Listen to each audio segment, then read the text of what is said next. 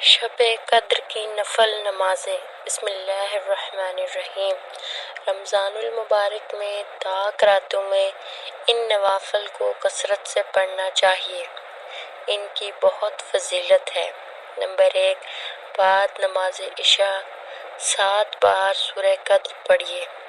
فضیلت: ہر مصیبت سے نجات ملے گی، 1000 فرشتے اس کے لیے جنت کی دعا کرتے ہیں۔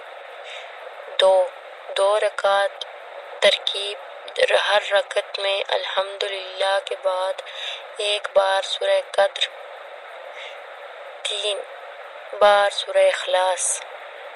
3 بار سورہ اخلاص پڑھنے سے شب قدر کا ثواب حاصل ہوگا۔ ایک شہر جنت میں دیا جائے گا جو مشرق سے مغرب تک لمبا ہوگا۔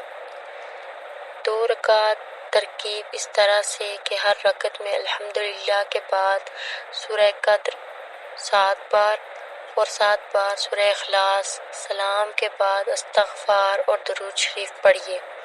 اس کی فضیلت یہ ہے کہ اللہ تعالیٰ اس نماز کے پڑھنے والے کو اور اس کے ماں باپ کو بخش دے گا۔ 4 رکعت ایک سلام سے ترکیب: ہر رکعت میں الحمدللہ کے بعد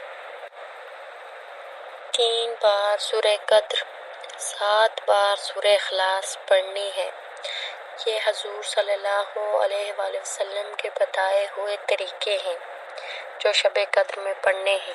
شب قدر میں سیدنا جبرائیل علیہ السلام بما دیگر فرشتوں کے زمین پر اترتے ہیں اور وہ 4 جھنڈے گاڑتے ہیں، ایک روضہ اطہر پر، ایک کعبہ معظمہ کی چھت پر، ایک بیت المقدس پر اور ایک آسمان اور زمین کے درمیان۔